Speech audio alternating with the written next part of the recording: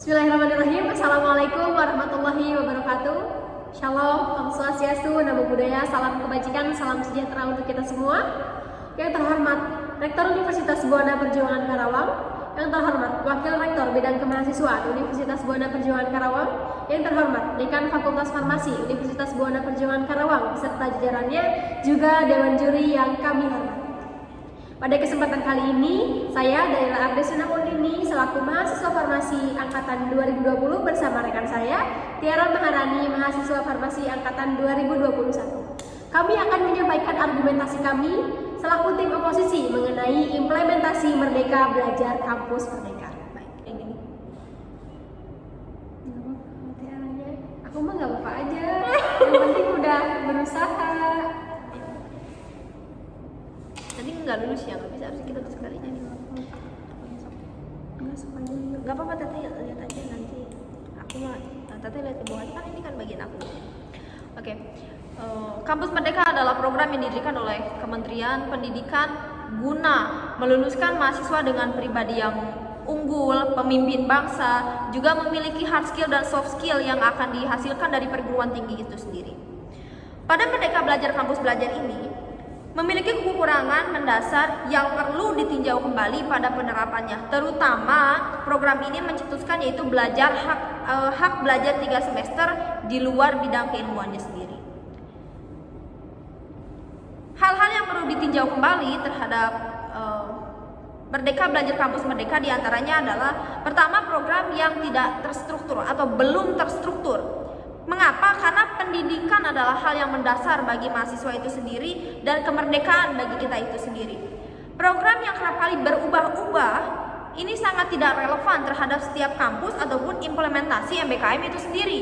Yang kedua adalah hak belajar 3 semester. Hak belajar 3 semester akan mengakibatkan mahasiswa tidak fokus terhadap bidangnya, juga mahasiswa tidak akan menjadi profesional terhadap bidang tersebut, sehingga universitas akan meluluskan mahasiswa yang tidak kompeten atau kurang kompeten terhadap bidangnya karena mereka menguasai bidang lain yang juga tidak kompeten terhadap bidang lainnya.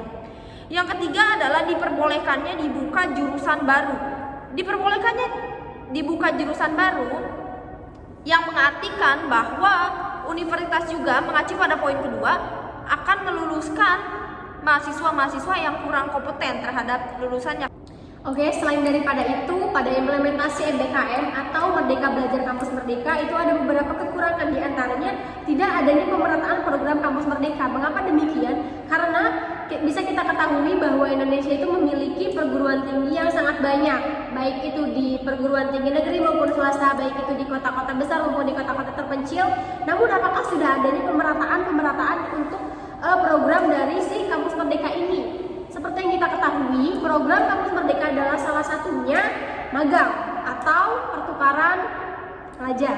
Pada pertukaran pelajar, apakah mau mahasiswa berasal dari kampus A yang memang kampus A itu unggul dalam akreditasi lalu bertukar dengan kampus yang memang belum unggul atau belum terakreditasi dengan baik? Itu sangat tidak mungkin. Lalu selain daripada itu, orientasi pendidikan menuju atau mengarah ke industrialisasi. Mengapa demikian? Karena pada program MBKM ini mahasiswa dicetak untuk siap terjun langsung ke dunia kerja dengan program magang tersebut.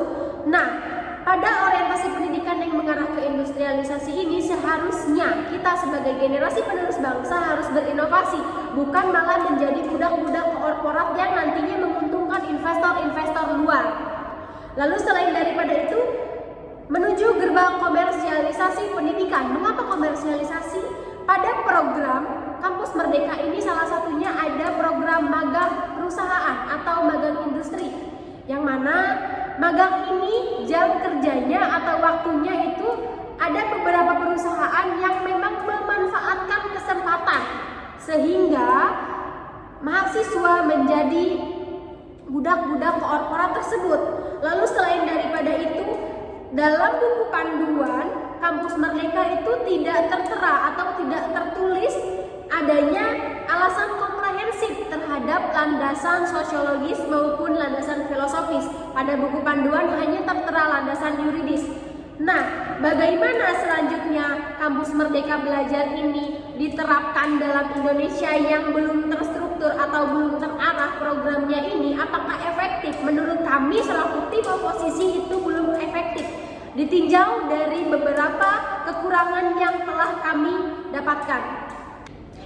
Dapat disimpulkan bahwa implementasi Merdeka Belajar Kampus Merdeka ini memiliki kekurangan mendasar yang perlu ditinjau kembali pada penerapannya pada setiap kampus. Hal-hal itu diantaranya adalah program yang belum terstruktur atau program yang terlalu mentah. Yang kedua adalah hak belajar 3 semester di luar bidang keilmuannya itu sendiri. Lalu kurangnya pemerataan program Kampus Merdeka terhadap kampus-kampus lain maupun kampus besar dan kampus kecil. Tidak adanya landasan sosiologis dan fisiologis dalam modul MBKM itu tersendiri. Yang keempat adalah orientasi pendidikan yang mengarah pada industrial dan juga menuju gerbang komersialisasi pendidikan, serta dengan diperbolehkannya dibuka jurusan baru itu akan menghasilkan lulusan-lulusan dengan hasil yang tidak kompeten di bidangnya atau tidak profesional pada bidangnya. Ini merupakan jurusan yang baru yang kita tahu bahwa jurusan-jurusan baru ini diperlukan untuk melihat atau mencontoh kepada kampus-kampus lain. Baik, sekian yang dapat kami sampaikan. Kurang lebihnya mohon dimaafkan. Mohon maaf. Kurang lebih. Baik.